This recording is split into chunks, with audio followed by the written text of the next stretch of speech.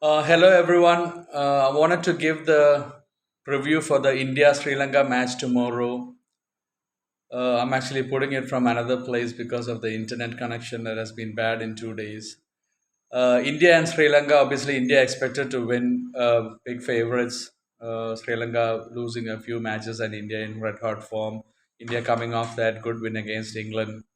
India and Sri Lanka have met 9 times in the World Cup, and it's 4-4 tied. And one match in 1992, it was a no result match. In 1987, that's the first time India Sri Lanka met, and Sri Lanka winning by I think 47 runs. And then 92, it was a no result. And in 1996, Sri Lanka beat India 2 times. The first match, I remember, Tendulkar got 137 of 137 balls, and India posted I think 274 or 273, and Sri Lanka chased it quite well. Jayasuriya scoring 70 something, and Kaludana also chipping in. It was a huge partnership between Jayasuriya and Kaludana. Huge in the sense that it was fast. I mean, Kaludana and Jayasuriya, the 96 World Cup, made their own. They used to go hard at the first 15 overs, and it was a good partnership between them. Sri Lanka won by 6 wickets, and then in that semi-finals, India again lost. I mean, this is a big remark from coming from me about the semi-finals. A lot of people don't know, and I hope this video gets watched by a lot of people because Vinod Kambli said in the 1976 World Cup that it was actually a fixed match, and I don't think many people believed him, but I definitely do believe him because I'll come to it. I'm not going to give any names. It was a semi-final of the World Cup, and it was expected to turn in the second half. I mean, Eden Gardens. It was expected to take a lot of turn, and India, after winning the toss, chose to bowl first, which means India had to bat second.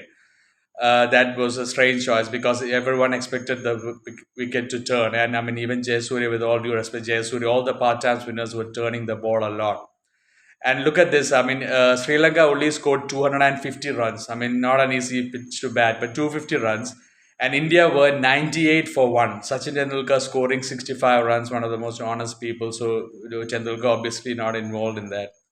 98 for 1, India. Tendulkar 65. And I think that's the match where Tendulkar got stumped by Kalivadarna. I'm sure it was. And I think that's the only time he has ever been stumped. And imagine this, from 98 for 1, India fell to 120 for 8. India lost 7 wickets in 22 runs. And to all the people, I'm not going to give any names. Obviously, I'm not going to give any names, but please go and watch the highlights of the India Sri Lanka semi-finals at Eden Gardens 1996, and watch the last 7 wickets that fell. Out of there were 4 wickets that I definitely think were fixed because all of them, the only reason why they played those shots were to get out.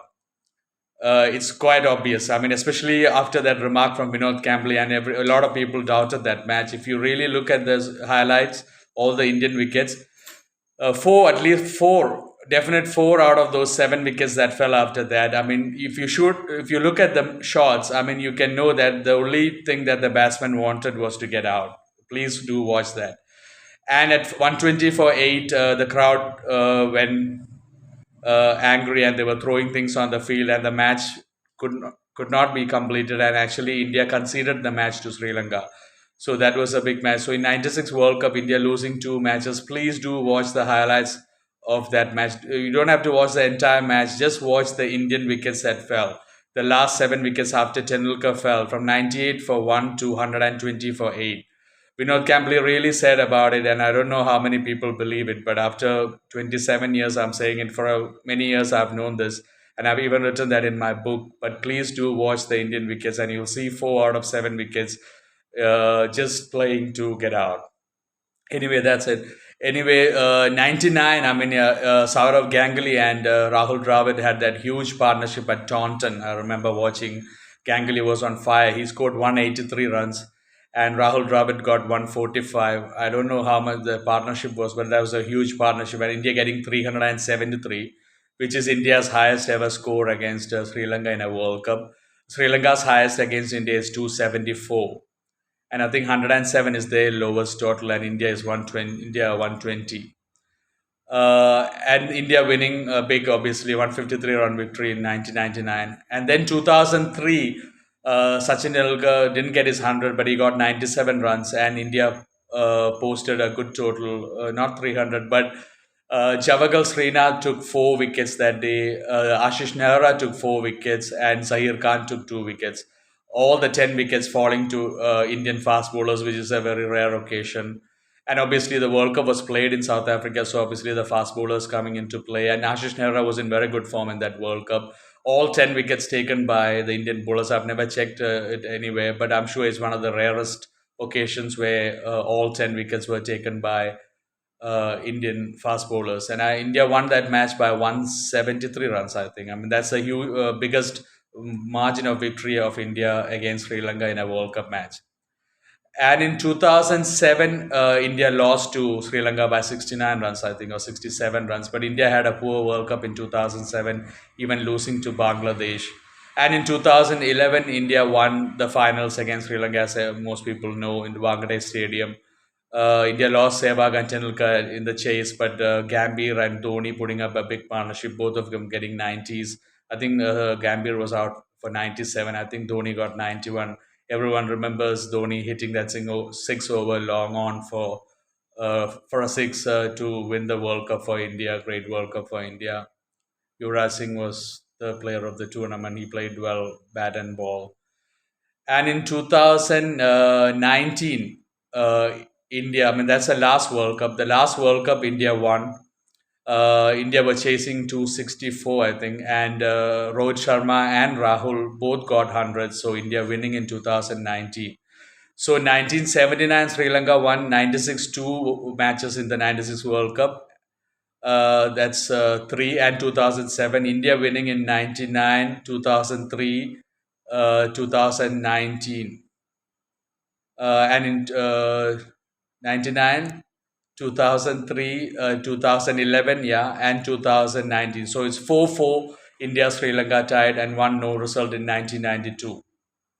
And in that 2003 World Cup, where Javagal Srinath, I mean, the fast bowlers took the wicket. Actually, the first five batsmen of Sri Lanka, there were four ducks involved. That's something notable because it doesn't normally happen that much. Anyway, coming back to tomorrow, I mean, that's a bit of history about the India Sri Lanka history. I mean, 4-4 tied, so it's a very close record on head to head record. But India going tomorrow, definitely big favorites. The match, forgot where the match was played at, but anyway, the crowd will be obviously big for the India Sri Lanka match. India, I don't know if Hardik Pandya will play tomorrow. He's been injured. I hope he comes back, and I hope Shreyas Iyer is dropped. And Indian batting really looking strong. Rohit Sharma. I hope Kohli comes back to form again, and Shreyas Iyer, sorry, Surya Kumar Yadav as well. And the bowling, Kuldeep, Bumrah, Shami will definitely play with his last few matches. And the bowling, Jadeja, they are looking very strong. I hope India against England. India's batting, obviously, it was a difficult pitch, but 230, India should have scored 260-70.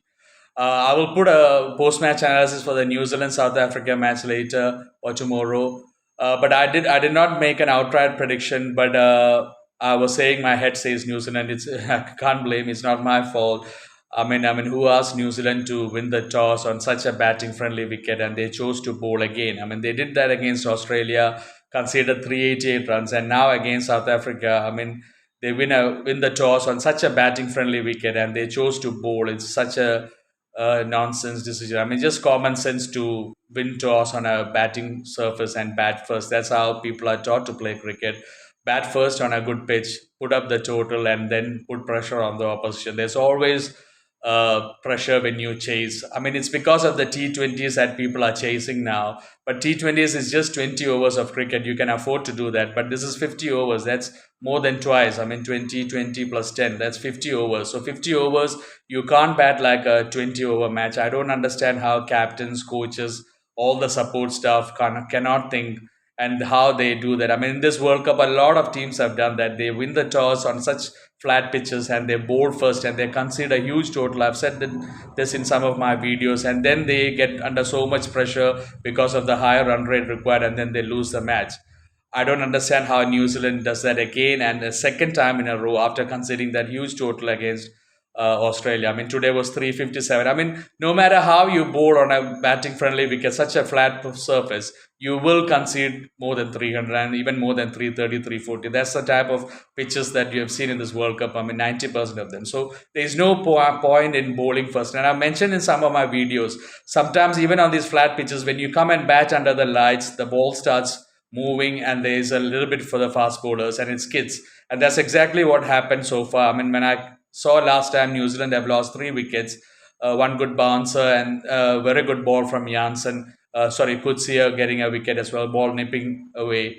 So that I did mention in one of my videos that happens on under the light. So why take the risk of batting second when you have such a good batting surface and you could have batted first? I mean that makes no sense at all. It's not like I mean you have got Vivian Richards, Sachin Tendulkar, Brian Lara, AB de Villiers, Ricky Ponting in your team that you have so much confidence to chase down 350. Even with those players, I mean, it's difficult, I would say, but maybe with those players. But teams don't have that kind of batsman. I mean, they definitely do have good batsmen. So it doesn't make any sense at all from a cricketing point of view to win toss on such a good batting surface and bowl first and concede a big total and then put yourself under pressure. New Zealand, I don't know what's going to happen today, but probably they look like they're going to lose, and that's their third loss. And New Zealand probably won't even make the semis if they continue like this after being in such a good position. So New Zealand have only themselves to blame, and I'm not worried about my prediction. I didn't make an outright prediction, but it's really doesn't make sense to see teams do that. I hope India never does that, and I hope teams stop doing this thing. I mean, they should learn their lesson after so many matches. Anyway, that's a preview from me about the India Sri Lanka match and about the '96 World Cup as well, and a little bit about this toss issue about the New Zealand uh, South Africa match. Anyway, that's it from me. Thank you so much. Take care, and please do check those wickets of the 1996 World Cup semifinals. Thank you so much. Take care, and God bless you.